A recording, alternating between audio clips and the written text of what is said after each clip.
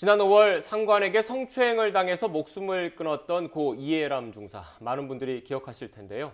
이 사건이 있었을 즈음에 공군에서 또 다른 사망 사건이 있었습니다.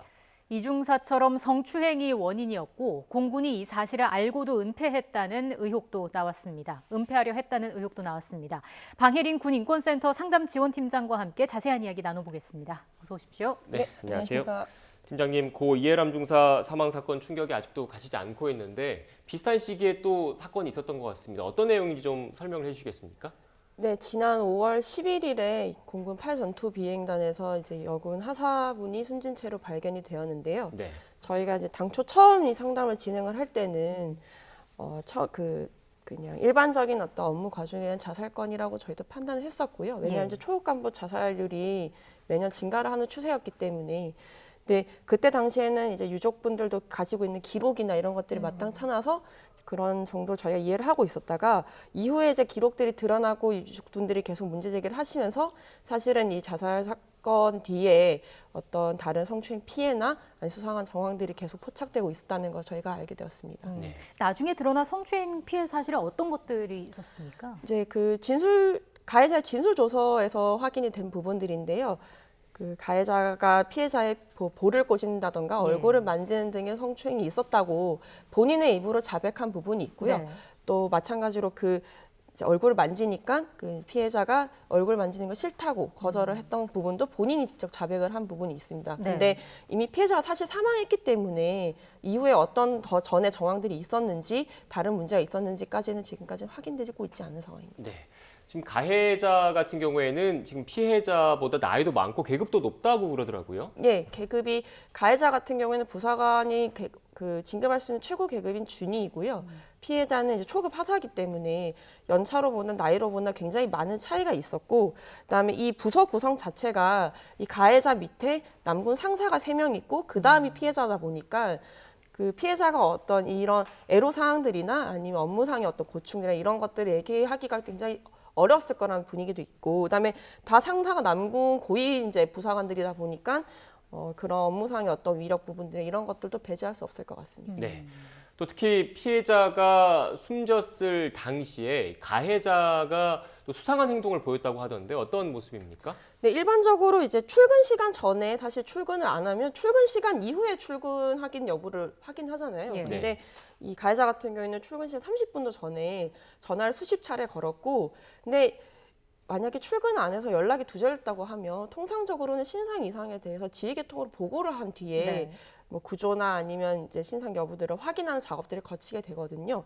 근데 이 가해자의 직위가 부서 업무를 감독하는 감독관인데도 불구하고 본인이 직접 집에 찾아가서 그것도 행적이 확인되지 않으니까 119나 112에 신고를 하는 것도 아니라 본인이 직접 문을 열려고 시도하는 예. 그런 부분들이 이제 포착이 되었고, 그다음에 그 주임원사가 도착하자마자 방범창을 뗐지 않습니까? 이런 부분들도 사실은 어떤 문제가 신고가 되거나 이제 보고되기 전에 내가 사전에 확인해야 될 것이 있는 것이 아니냐. 그래서 저희가 이제 증거인멸이나 이런 얘기들을 하게 되는 것이고요. 그런 수상한 행동들을 보였고요. 가해자는 뭐라고 하고 있습니까? 가해자는 이제 문을 열려는 시도 등은 이제 구조나 이런 것들을 위한 목적이었던 거지 별다른 의도가 있었다는 건 아니라고 얘기를 하고 있고요.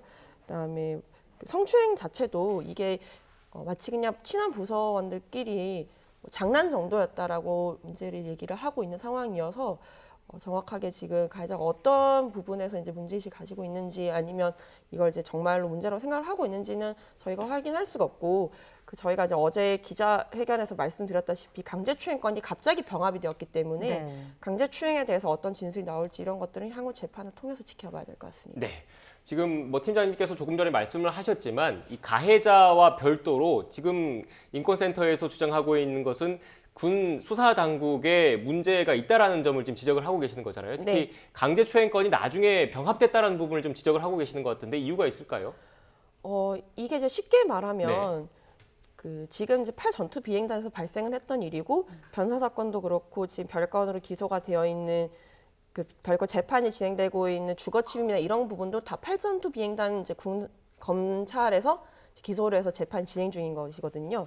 근데 이제 강제추행건만 공군본부에서 별도로 그것도 몇 개월이나 지나서 기소를 했다는 점이 쉽게 설명드리면 대구지방검찰에서 조사를 하고 있던 부분들이 있었는데 네. 갑자기 서울중앙지검에서 나타나서 우리가 이 사건을 가져갈게 해놓고는 다른 관할에서 다른 한 건을 각기 다른 검찰이 지금 지휘를 하고 있는 상황이거든요. 이런 부분들은 사실 공군본부 법무 라인에서 어떤 수사에 대한 지시나 이런 부분들이 없었다면 이런 식으로 이루어지지 않았을 거라는 게 저희가 이제 추정을 하는 부분들이고요. 또 이 기소가 되는 시점이나 문제가 제기되는 시점들이 그 이해람 중사 사망과 관련돼 있던 수사가 종결되고 어떤 활동들이 끝나고 그다음에 세간의 관심이 멀어질 때쯤 이제 이런 부분들이 기소가 되는 상황들 그리고 유족들한테 알리지도 않고 사건이 병합되는 상황 이런 것들이 모두 사실은 이 문제를 조용히 덮고 넘어가려고 하는 공군의 의도가 있는 것이 아닌가라는 게 저희가 이제 얘기를 하는 부분입니다. 네, 그러니까 쉽게 좀 더 풀어서 얘기를 하면 당시 그 시점에는 고 이해람 중사 사건과 관련해서 문재인 대통령도 경로를 했고 군 수뇌부도 뭐 사과를 하는 등 어떻게 보면 군 내부에서 엄청 큰 문제로 불거져 있는 상황이었지 않습니까? 네. 이런 와중에 이런 사건까지 추가로 불거지면 안 될 것 같으니까 조직적으로 은폐하거나 조금 사건 자체를 축소하려고 했던 것 아니냐 이런 의혹을 갖고 계신다는 말씀이신 거죠? 그렇습니다. 왜냐하면 이 지금 발생 시점이 거의 비슷한 상황이고요. 그때 당시에 뭐 문재인 대통령뿐만 아니라 서욱 장관도 7차례 나와서 사과를 이제 하지 않았습니까? 근데 그 사이에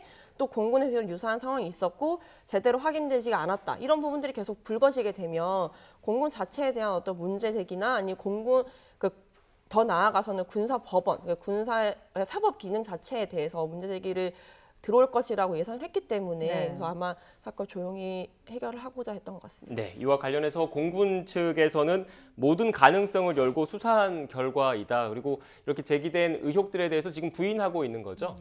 네, 어제 그 사건 당시부터 인지해서 수사를 하고 있다고 얘기를 하는 걸로 봐서 어느 정도 인정을 한 부분이 있는 것 같은데요.